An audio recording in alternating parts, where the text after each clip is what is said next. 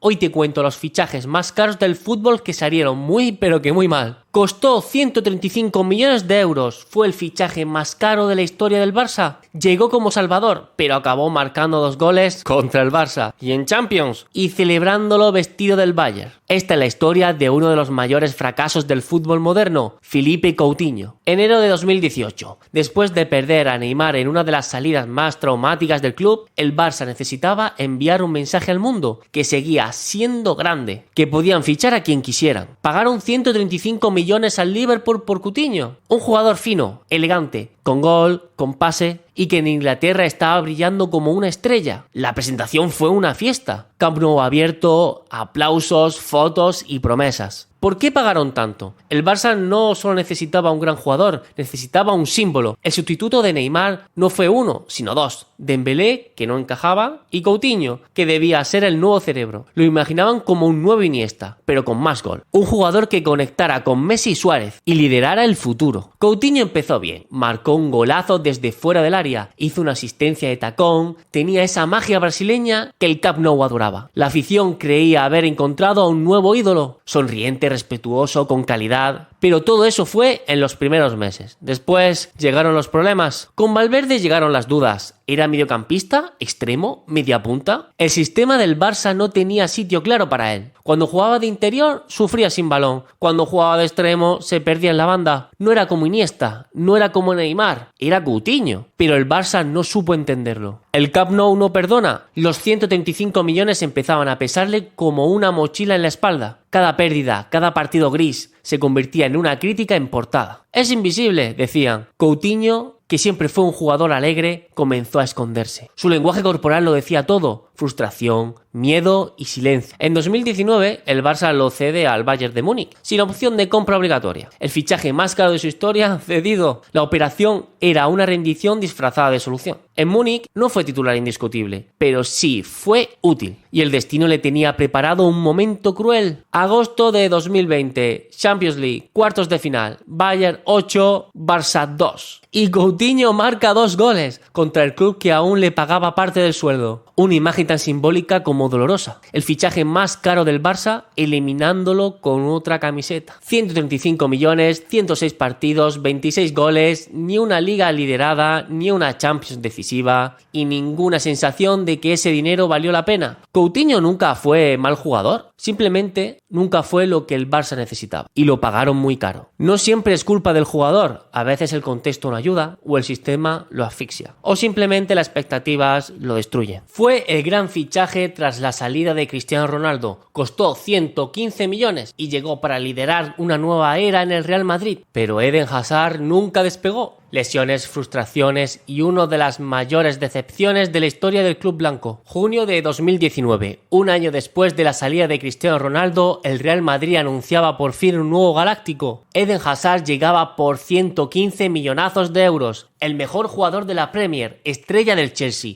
y uno de los futbolistas más desequilibrantes del planeta. El Bernabéu lo recibió como al heredero. Se esperaba magia y se esperaba impacto inmediato. Hazard era el fichaje que Florentino llevaba años queriendo, un jugador capaz de romper líneas, generar peligro por sí solo y decidir partidos grandes. Tras un año de sequía sin Cristiano, el Madrid necesitaba volver a ilusionar. Hazard representaba eso: gol, regate, carisma y una sonrisa que enamoraba al Bernabéu. El problema empezó antes de tocar el balón. Hazard se presentó con sobrepeso, 7 kilos por encima, lo reconoció él mismo. Y en el club como el Real Madrid, donde la exigencia es total, eso fue una alarma. En sus primeras semanas se notó falto de ritmo, pero justo cuando empezaba a mejorar, llegó una lesión, y después otra, y otra. Desde su primer año, Hazard vivió atrapado en un ciclo constante de recaídas, nunca logró encadenar 10 partidos seguidos al 100%. Lo que empezó como un fichaje galáctico acabó en una silla del banquillo. Vinicius, Rodrigo, Asensio, todos les pasaron por delante. Ancelotti ya no contaba con él y su sueldo, uno de los más altos de la plantilla, se convertía en un problema. Muchos se preguntan, ¿fue mala suerte o simplemente falta de ambición? Porque Hazard nunca se metió en problemas, nunca se quejó, pero tampoco parecía obsesionado con volver. Su lenguaje corporal hablaba por él. En 2023, el Madrid y Hazard acuerdan rescindir su contrato, sin homenajes, goles, sin despedida en el estadio, simplemente adiós. El fichaje que debía marcar una nueva era se fue sin haber dejado ni una noche mágica en el Bernabéu. 115 millones, 76 partidos en 4 temporadas, 7 goles y ni una final jugada como titular. Para muchos el fichaje más decepcionante de la historia del Real Madrid.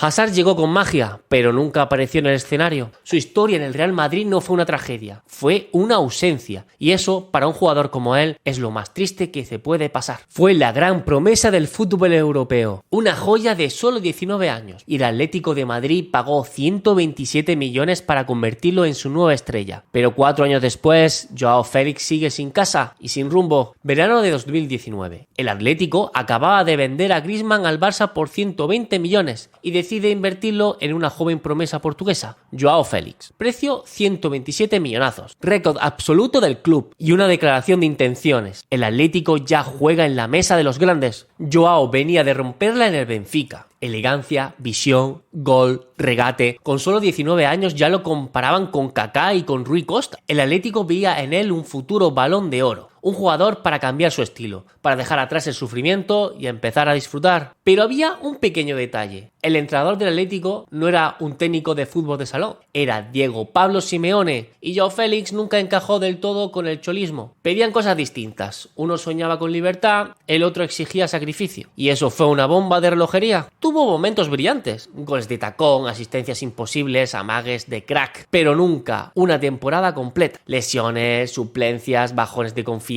y un equipo que no jugaba para él. Joao era luz en un sistema hecho para la oscuridad. En 2023 el Atleti lo cede al Chelsea y luego al Barça. Joao empieza a rotar por Europa, como si nadie supiera dónde encaja. Y cada verano el Atleti se queda con un problema carísimo en el banquillo. El discurso de Joao Félix tampoco ayudó. Declaró en entrevistas que quería jugar en un equipo que tenga el balón. La afición del Atleti se sintió traicionada. El vestuario molesto. El club obligado a salir de él, sin ofertas claras. En 4 años, Joao Félix costó 127 millones, jugó 131 partidos, marcó 34 goles, ganó una liga, pero como actor secundario. Nunca fue líder, nunca fue indiscutible y nunca justificó su precio. En el momento que estamos grabando este vídeo, Joao Félix sigue siendo propiedad del Atlético, pero ni él quiere volver, ni el club quiere que regrese. Una relación rota, un fichaje récord que solo dejó dudas, frustración y el cartel de eterna promesa. ¿Fue culpa de Joao? ¿De Simone? ¿Del Atleti por meterlo en un sistema que nunca fue para él? A veces el problema no es el talento, es el contexto. Y Joao Félix nunca tuvo el suyo.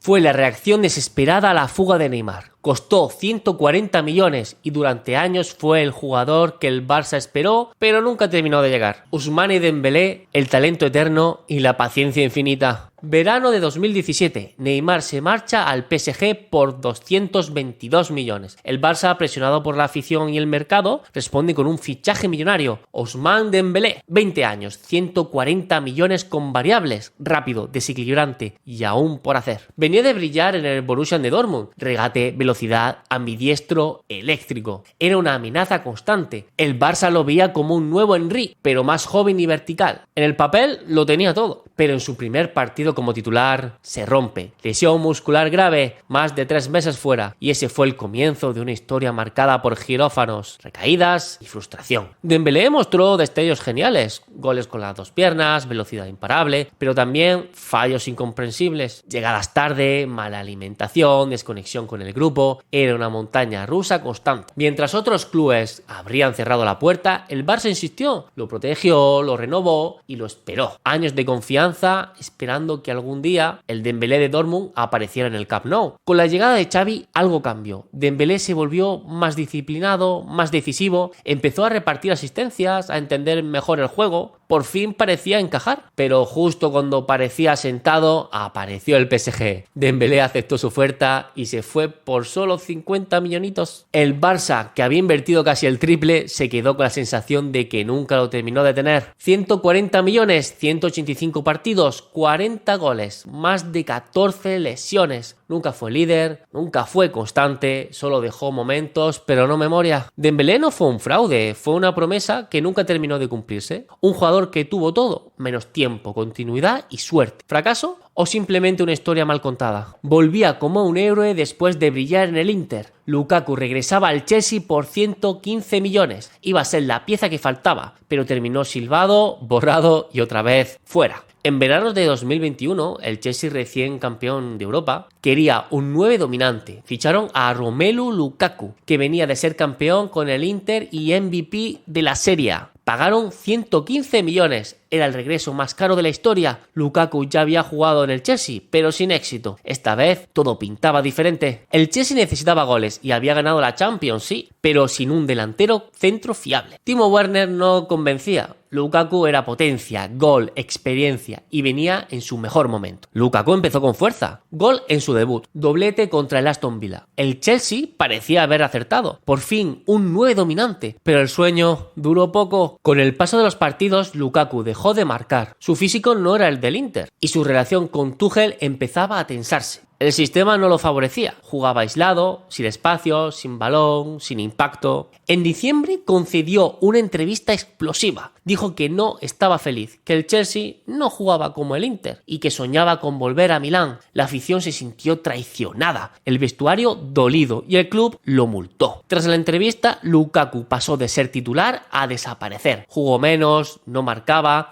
y su lenguaje corporal mostraba lo obvio. No quería estar ahí. Menos de un año después de pagar 115 millones, el Chelsea lo devolvió al Inter, cedido, sin opción de compra, sin recuperar ni un euro. El regreso más caro de la historia duró solo unos meses. 115 millones, 44 partidos, 15 goles, una entrevista y un vestuario roto. El regreso de Lukaku fue una decisión impulsiva y carísima. Lukaku llegó como una solución y terminó siendo un símbolo de algo peor. Lo que pasa cuando fichas rápido, sin pensar en el sistema, en el grupo ni en el estilo. A veces no es el jugador, es el momento. Y en el Chelsea, el momento nunca fue el suyo. Fue el jugador que dijo no en un documental. Un año después fichó por el Barça por 120 millones, pero Griezmann nunca fue querido, nunca fue líder y acabó volviendo al Athletic como si nada hubiera pasado. Julio de 2019, el Barça activa la cláusula de Griezmann, 120 millones. Un año antes, el jugador había dicho públicamente que no venía en un documental titulado La Decisión. El Athletic acusó al Barça de negociar a escondidas. El ambiente era tenso, bastante tenso, y todo empezó con ruido. Griezmann venía de ser campeón del mundo, balón de bronce y líder absoluto del Atlético. El Barça veía en él a un segundo Messi, un falso 9, un mediapunta con gol. Querían juntar a Messi, Suárez y Griezmann y formar un tridente de estrellas. Griezmann no encajaba, no por calidad, sino porque el Barça no sabía dónde ponerlo. Ni extremo, ni delantero, ni mediapunta, era todo y nada. Y con Messi en el campo había poco espacio para improvisar. Desde el primer día, la afición del Barça no lo recibió como una estrella. Su pasado con el Atleti, su documental rechazando al club y su estilo más frío no conectaron con la grada. Nunca fue un ídolo y eso pesa. Marcó algunos goles importantes, hizo asistencias, pero nunca fue el jugador que tiraba del carro. Nunca asumió el peso de los 120 millones. Era un actor secundario con sueldo de protagonista. Durante su etapa, el Barça vivió una de sus peores crisis. Humillaciones europeas, Bartomeu dimitido, Messi anunciando su salida y Griezmann sin liderazgo ni voz era otro pasajero del caos. En 2021 el Barça lo devuelve al Athletic, primero cedido, luego vendido, por mucho menos de lo que costó. Griezmann se fue sin escándalos, pero también sin gloria. 120 millones, 102 partidos, 35 goles, 0 títulos grandes. Griezmann nunca fue un desastre, pero tampoco fue lo que el Barça necesitaba, y eso lo convierte en un fichaje fallido. Griezmann tenía calidad, pero nunca fue el problema, ni la solución. Y cuando el contexto no ayuda, ni el mejor jugador brilla. A veces la culpa no es de quien llega, sino de quienes no saben para qué lo fichan. ¿Cuál de estos fichajes crees que fue el peor? ¿Y cuál crees que pudo funcionar en otro equipo? Déjalo en los comentarios, queremos leer tu opinión. Y si te gustan estas historias de fútbol real, donde los millones no siempre ganan, suscríbete a Gol de Memoria, porque lo que viene es incluso más increíble.